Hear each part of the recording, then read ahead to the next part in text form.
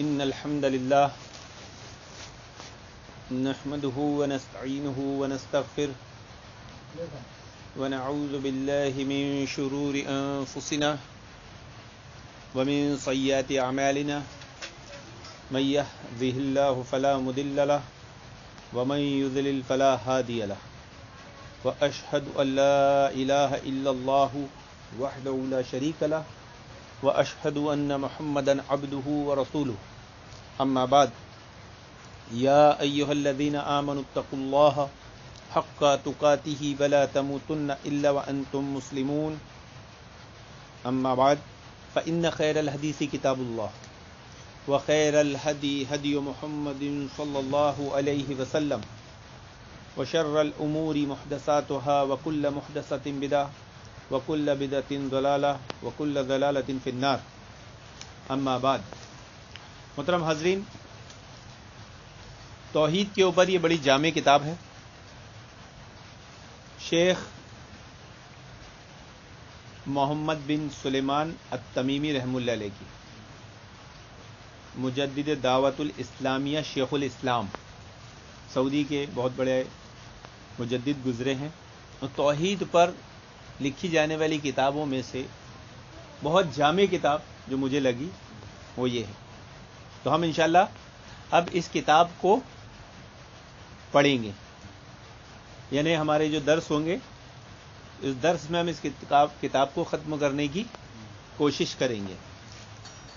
اب چونکہ یہ توحید کے اوپر ہے تو عنوان تو آپ لوگوں کو سمجھ میں ہی آ گیا ہوگا کہ توحید کیا ہے، توحید کی اہمیت کیا ہے، توحید کی فضیلت کیا ہے، شرک کیا ہے، شرک کی قباحت کیا ہے. اس میں سب چیزیں بہت کھول کھول کر بتائی گئی اور بہت اچھے انداز میں. یہ کتاب صرف پڑھنے لائق نہیں ہے بلکہ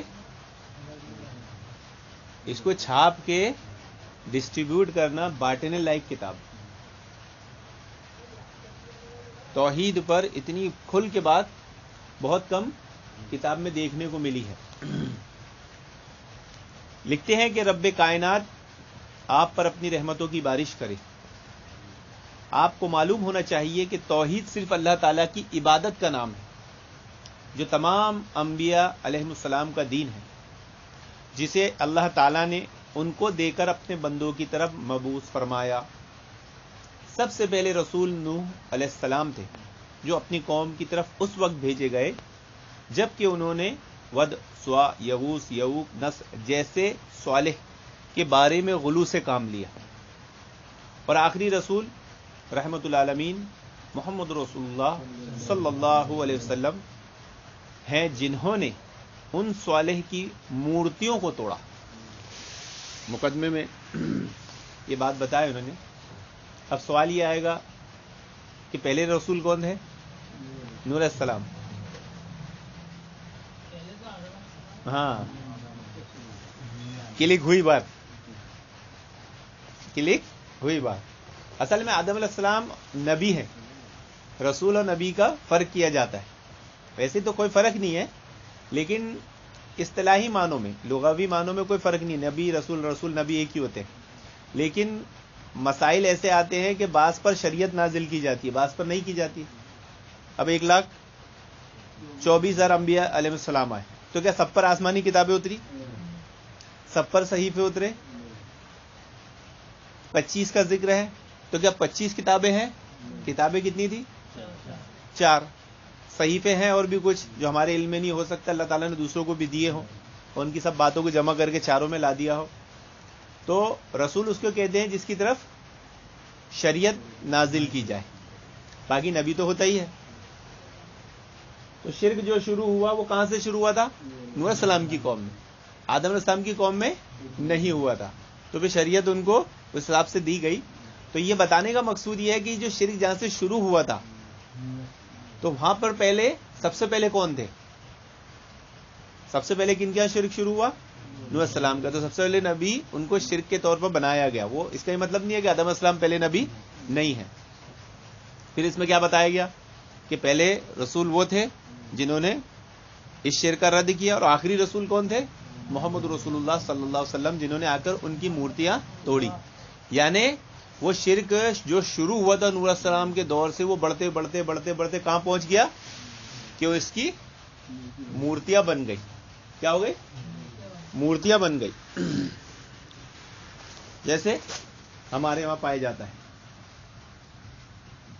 پھر آپ نے ان کو توڑا. اللہ تعالیٰ نے آپ کو ان لوگوں کی طرف مبعوث فرمایا تھا جو عبادت الہی کے لیے جنگلوں اور پہاڑوں میں نکل جاتے تھے. اللہ کے نبی صلی اللہ علیہ وسلم کو کن لوگوں کی طرف بھیجا گیا؟ جو عبادت کرتے تھے، لیکن کیسی کرتے تھے؟ جنگلوں میں اور پہاڑوں میں جا کر. ہمارے یہاں بھی جاتے ہیں نا لوگ دین کے نام پر. چلو جماعت جاری ادھر گھوم کے آئیں گے، ادھر جائیں گے، یہیں جائیں گے تو نہیں جائیں گے، لیکن ادھر ادھر یہ شہر سے وہ شہر. یا پھر ہم اہل بدعت کو دیکھ لے تو ان کی عبادت کہاں ہوتی ہے؟ وہ نہیں، جنگل نہیں، وہ فلاں بابا وہ پہاڑ پہ ہے، وہ شہر میں ہے، وہ سمندر میں ہے.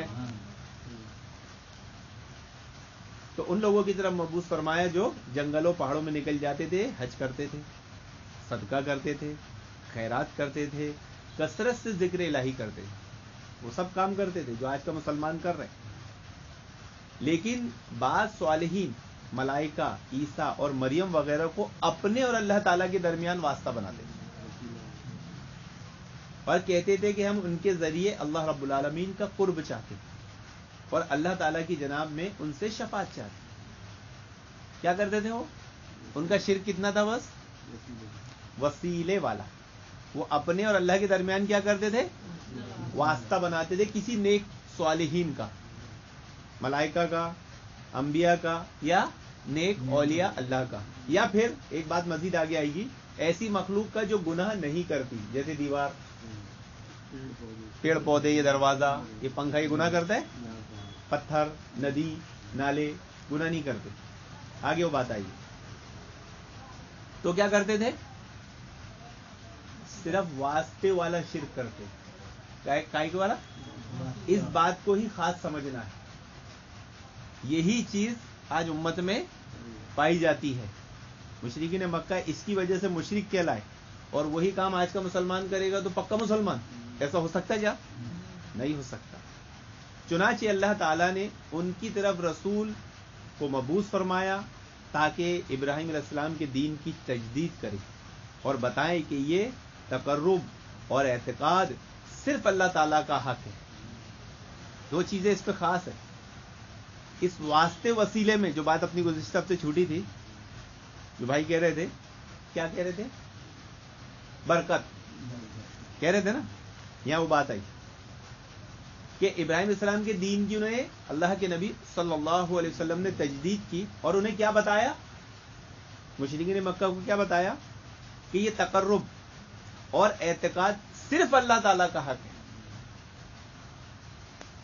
یہ دو چیزیں ہی ہوتی ہے کہ کسی کے تعلق سے ایسا عقیدہ رکھے آدمی اور اس کے قریب ہونے کی، جیسے ہم اللہ تعالیٰ کا تقرب چاہتے ہیں تو کیسے چاہتے ہیں؟ اللہ تعالیٰ کو قریب جانے کے لیے ہم کیا کیا کرتے ہیں؟ عبادت کرتے ہیں، وہ کرتے ہیں. لیکن دل میں کیا ہوتا ہے؟ اللہ کا تقرب. تو تقرب چاہنا یہ کیا ہوتا ہے؟ عبادت ہے. یہ کیا ہے؟ عبادت ہے. اعتقاد کیا ہے؟ عبادت ہے. اور یہی دو چیزیں کسی اور کے ساتھ کرو گے تو کیا ہو جائے گا؟ وہ اس کی عبادت ہو جائے گی نا. اللہ کو چھوڑ کر کسی کے تعلق سے بھی آپ یہ چاہو گے کہ میں اس کا تقرب حاصل کر لوں، اعتقاداً میں اس سے محبت کر لوں، تو کیا ہو جائے گا؟ اللہ تعالیٰ کے ساتھ آپ نے کسی کو. تو مشرکین مکہ یہی کرتے تھے کہ وہ اللہ پر اعتقاد تو رکھتے تھے، اللہ پر کا تقرب تو چاہتے تھے، ساتھ میں کسی نیک بندے کا، ملائکہ کا، اللہ کے کسی صالح اولیاء اللہ کا، یا اللہ کی کسی مخلوق کا تقرب بھی چاہتے تھے اور اعتقاد بھی چاہتے تھے. وہ اعتقاد و تقرب آ گیا تو کیا ہو جائے گا؟ وہ شرک ہو جائے گا. یہ نہ تو کسی مقرب فرشتے کا حق ہے اور نہ کسی نبی اور رسول کا. یہ تقرب اور یہ اعتقاد کس کا حق ہے؟ صرف اللہ کا. یہ کسی کا حق نہیں ہے کوئی اور. ورنہ یہ مشرک لوگ اقرار کرتے تھے یعنی اب آگے بات کیا آ رہی ہے کہ مشرک لوگ یہ شرک کے ساتھ ساتھ کیا اقرار کرتے تھے کہ خالق اور رازق صرف اللہ تعالیٰ ہے، اس کا کوئی شریک نہیں، رزق، زندگی اور موت صرف اسی کے اختیار میں ہے، کائنات کے تمام امور کا انتظام وہی کرتا ہے، ساتوں آسمان اور ان کے اندر کی مخلوق اور ساتوں زمینوں اور ان کے اندر کی مخلوق سب اللہ رب العالمین کے غلام ہیں اور اس کے تصرف اور غلبے کے تحت ہیں۔ اگر آپ اس کی دلیل دیکھنا چاہیں تو قرآن کریم میں بہت ساری آیتیں ہیں۔ یعنی مشرکین یہ شرک کرنے کے ساتھ ساتھ کیا بولتے تھے کہ روزی کون دیتا ہے، کانوں آنکھوں کا مالک کون ہے، زندہ سے مردہ کو زندہ کون نکالتا ہے، تمام کاموں کا انتظام کون کرتا ہے، عرش کا مالک کون ہے، آسمان اور زمین کا مالک کون ہے، سب کا۔ تو مشرک سب باتیں مانتے تھے، بس وہ شرک کون سا کرتے تھے، واسطے والا، وسیلے والا، تو وہ کیا کہلائے، مشرک۔ اور آج کا مسلمان اگر وہ عمل کرے گا تو کیا کہلائے گا، اچھا اس کو بولا جائے گا کہ بھائی یہ کام چھوڑ دے، چھوڑتے نہیں، تو یہ کیا ہوا، اعتقادی تو ہے، تقربی تو ہے اس سے۔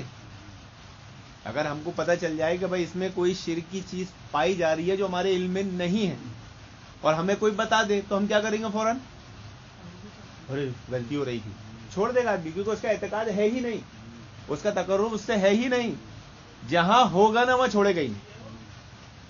بھائی خانہ کعبہ کو ہم کیا سمجھتے ہیں، اللہ کا گھر، اس کی طرف منہ کر کے نماز پڑھنا، اس لیے ہے تو ایک پتھر کی عمارت، اب وہ اللہ اس میں رہتا ہے، یہ اللہ کا گھر ہے، یہ سوچ کے ہم اس پہ چڑھتے نہیں ہیں کیا، چڑھتے ہیں کیا، چڑھ جاتے ہیں نا، مؤذن چڑھتے ہیں، گلاب بدلنے والے چڑھتے ہیں، اوپر قدم لے کے چڑھتے ہیں نا، تو وہ اعتقاد و تقرب وہ نہیں ہے جو اللہ کے ساتھ ہوتا ہے۔ لیکن جو لوگ قبر کی بھکتی کرتے ہیں، عبادت کرتے ہیں، پوجا کرتے ہیں، اسے بولا جائے گا، بولا نہیں میں تھوڑی کرتا، اچھا تو چڑھ کے بتا، ارے پیٹ نہیں کرتے، پیر تو بہت دور کی بات ہے، پیر رکھنا تو بہت دور کی بات ہے، اس پہ چڑھنا تو بہت دور کی بات ہے، اس کی طرف پیٹ کرنا ہی گناہ سمجھتے ہیں، گستاخی سمجھتے ہیں، منت مرادیں پوری نہیں ہوگی، بابا ناراض ہو جائیں گے، تو یہ سب کیا ہے، یہ اعتقاد اور تقرب ہے، یہ تو سب باتیں ہیں نا۔ پھر وہاں دھونی بھی آدمی کتنے ادب سے کھاتا ہے،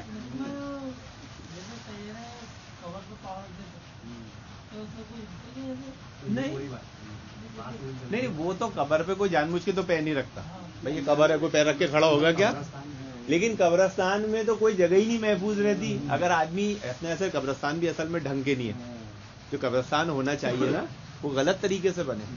اب آپ نے راستوں میں قبریں بنا دیے تو آدمی مردہ لے کے جائے گا کیسے قبرستان میں، مجبوری ہے نا اس کی، اس کو تو معلوم ہی نہیں رہتا بیچارے کو کہ قبر ہے، وہ جب تک اندر سے کوئی پیر نہیں پکڑے گا نا، کسی دن پکڑ لے گا نا کسی کا تو پھر مزہ آئے گی۔ تو مطلب کوئی جان بوجھ کے تو کسی کی بھی قبر ہو، آدمی توہین کرنے کی ہرگز وہ نہیں کرے گا، لیکن انجانے میں، اب جیسے اپن یہاں بیٹھے تو بعض دفعہ ایسا بھی ہوتا ہے کہ وہ بہت پرانی قبریں تھی اور وہ ختم ہو گئے اور بستی بس گئی، مکان بن گئے ان پہ، وہ جب نیو کھودتی ہے نا تب پتہ چلتا ہے ایسے قبریں نکلی، ہوتا نا، اس سے جان بوجھ کے تو کوئی نہیں کرتا۔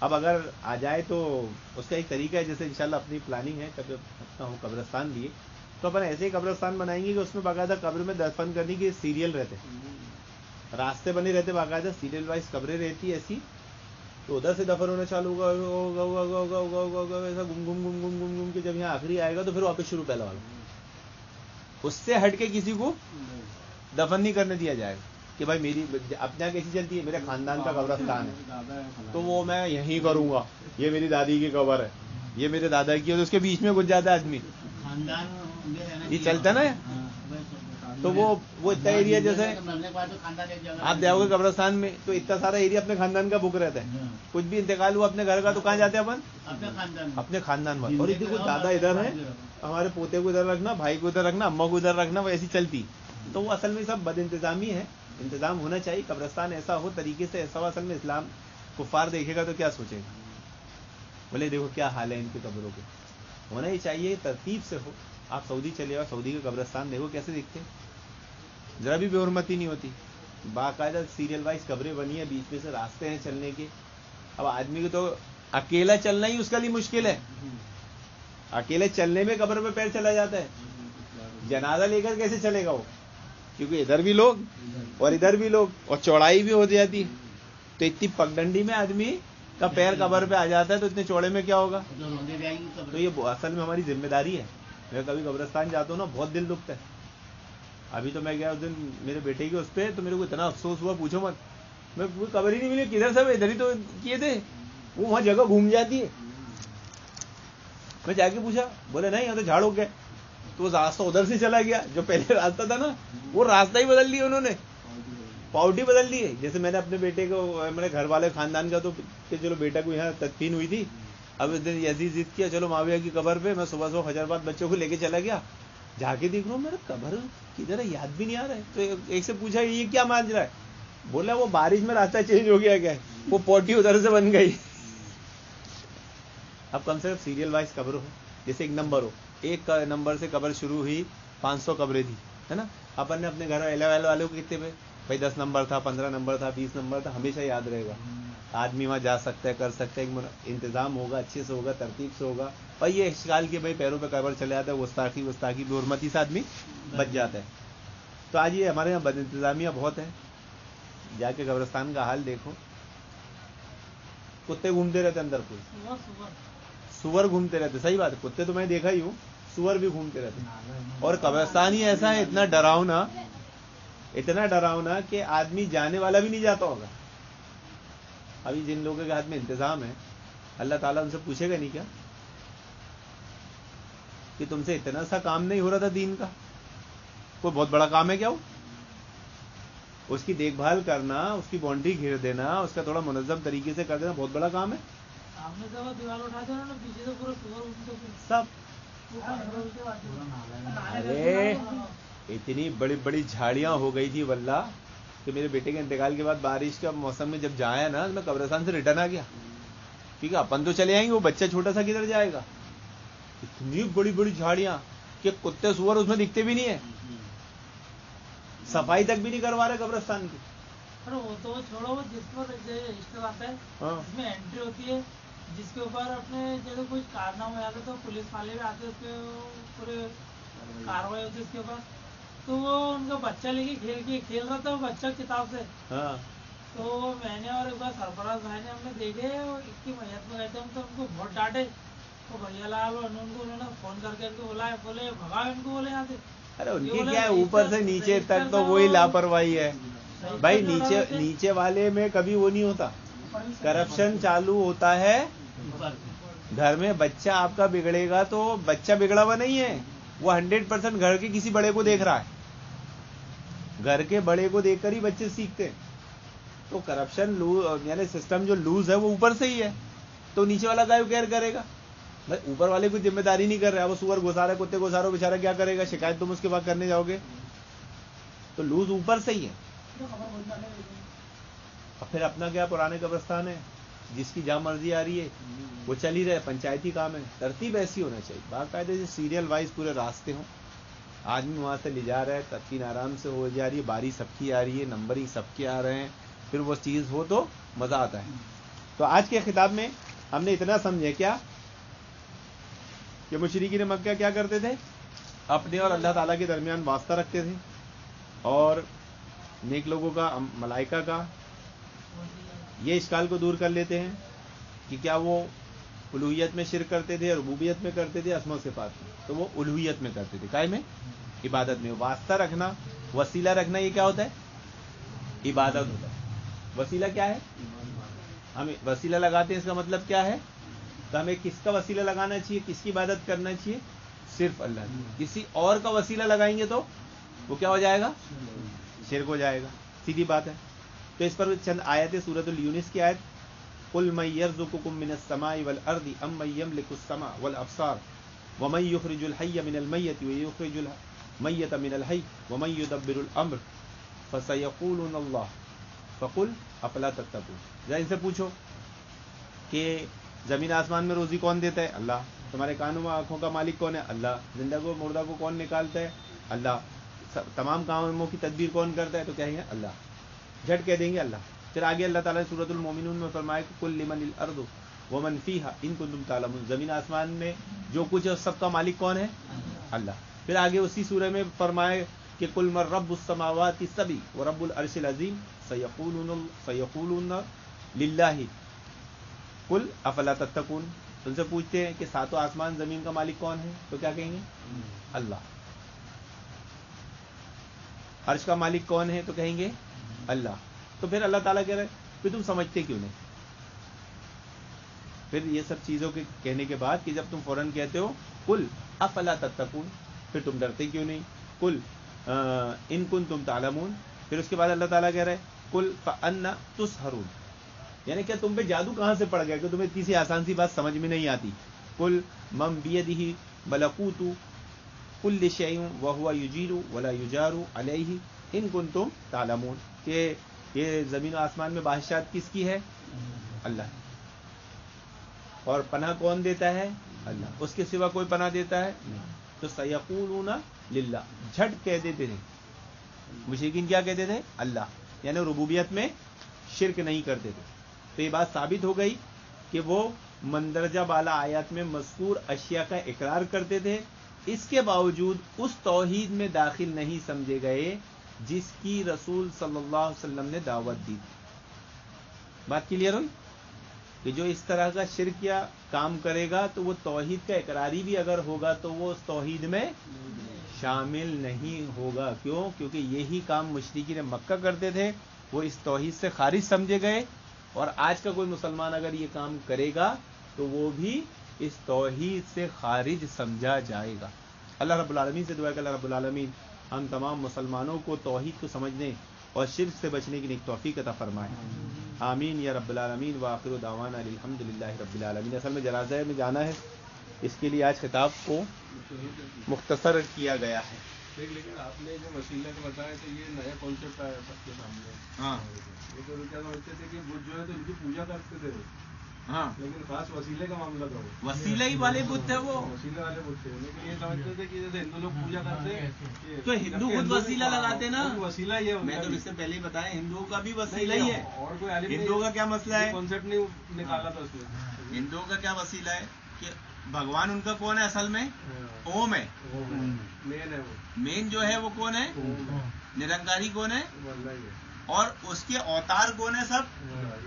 رام، ماروتی، گنیش، کشن، 300 پہ 350 کروڑ، تو یہ سب وسیلے ہیں۔ وہ بھی یہی سمجھتے ہیں کہ بھائی ہم گنہگار ہیں، ہماری بات وہاں تک نہیں پہنچے گی، نیٹ ورک لوز ہے، تو وہ ان مخلوق کو، اچھا رام ہے نا، کشن ہے، ماروتی ہے، گنیش ہے، جو بھی ان کے، وہ تو انسان تھے، ہے نا؟ تو یہ پتھر کیا ہے؟ یہ پتھر کیا ہے؟ میں نے کیا بتایا کہ وسیلے میں وہ ایسی مخلوق کو بھی واسطہ بناتے جو گناہ نہیں کرتے، تو یعنی گناہ نہیں کرتے، وہ تو نیک لوگ تھے، وہ تو نہیں کرتے تھے، اب یہ مخلوق بھی گناہ نہیں کرتی تھی، تو ان کی یاد کیسے بنائی جائے گی؟ وہ تو چلے گئے۔ اپنے جو انبیاء اولیاء جو نیک لوگ ہیں، اوتار جن کو بولتے ہیں، تو وہ تو نیک لوگ تھے، وہ تو چلے گئے۔ اب ان کا عکس کیسے بنایا جائے گا؟ تو کسی انسان سے بنائیں گے تو وہ تو گناہگار ہے نا، تو ان کا لیول کون لائے گا؟ وہ یہ مخلوق لائے گی جو گناہ نہیں کرتی، تو انہوں نے ان کا عکس جو بنایا، تصور جو بنایا، ایسی مخلوق سے بنایا جو گناہ نہیں کرتی، وہ معصوم عن الخطا، تو یہ بھی سمجھا؟ تو یہ عقیدت، یہ تقرب پتھر اور اس کی مورت کی شکل میں اس طور پر آیا، تو وسیلے ہی تھے وہ۔ وسیلے، بھائی وسیلے سے مراد کیا ہے کہ بھائی سفارش کر دو بارش ہو جائے، بارش نہیں ہو رہی نا، تو ہم کیا بولتے ہیں؟ سفارش کر دو بارش ہو جائے، نوکری نہیں مل رہی نا تو سفارش کر دو، روزی نہیں مل رہی نا تو سفارش کر دو۔ تو ایسے بھی لوگوں نے بت بنا لیے ہوں گے، ایسے بھی بنا لیے ہوں گے نا، تو وہ سب کیا تھا؟ وسیلہ ہی تھا، واسطہ اور وسیلہ تھا۔ تو یہ واسطے وسیلے کے کانٹیکس میں بہت توجہ رکھنا پڑے گی، نہیں تو ذرا سے میں پوری زندگی کی محنت، ایمان، عبادتیں سب برباد، اور ایک جھٹکے میں برباد۔ ایک آگے بات آئے گی مزید کہ اس تعلق سے، وسیلے کے تعلق سے اگر انجانے میں آدمی سے کوئی بات نکل جائے زبان سے تو وہ بھی وہ معذور نہیں سمجھا جائے گا، تو بھی دار اسلام سے خارج ہو جائے گا. آگے بات آئی کہ وہ جیسے اصول قاعدہ کیا ہے کہ بلا ارادہ کوئی بات اپنی زبان سے نکل جائے یا کوئی حرکت ہو جائے تو اللہ تعالیٰ اس پر مواخذہ نہیں کرتا ہے نا. یہ قاعدہ سب کو معلوم ہے. تو یہ مطلقاً قاعدہ شرک کے تعلق سے نہیں، یاد رکھنا. انجانے میں بھی اگر کوئی بات آپ کی زبان سے ایسی نکل گئی جو شرک تک پہنچ رہی تھی تو وہ آپ کی جہالت کی وجہ سے آپ معذور نہیں سمجھے جائیں گے، بلکہ اسی ٹائم پکڑ لیا جائے گا. جیسے موسیٰ علیہ السلام کے ساتھیوں نے کہا کہ ان کے معبودوں کی طرح ہمارا بھی کوئی معبود بنا دو، تو موسیٰ علیہ السلام سخت ناراض ہوئے. کہا اسی طرح اللہ کے نبی صلی اللہ علیہ وسلم کے صحابہ نے بھی یہ بات کہہ دی تھی کہ جیسے انہوں نے انوارے وہ بنائے ہیں ہمارا بھی ایک بنا دو. اللہ کے نبی سخت ناراض ہوئے، بولے تم نے ایسی بات کہتے، ایسی بات موسیٰ کے ساتھیوں نے کہی. تو انہوں نے صرف کہی تھی، کیا کری تھی؟ اور اللہ کے نبی نے تنبیہ کر دی، تنبیہ کر دی تو وہ رک گئے. اگر وہ نہیں رکتے تو اسی ٹائم دار اسلام سے خارج، اسی ٹائم وہ مشرکین میں شمار ہو جاتے. پھر یہ نہیں سمجھا جاتا کہ یہ لا علمی کی وجہ سے، اپنی جہالت کی وجہ سے ایک بات کہہ دی. کیوں؟ کیونکہ اس میں تقربی ہوتا ہے. کچھ بات انجانے میں آدمی ایسی کہہ دیتا ہے نا جس سے اس کا مقصود اللہ تعالیٰ کی رضا ہوتا ہے. تو اس کا مقصود کیا ہوتا ہے؟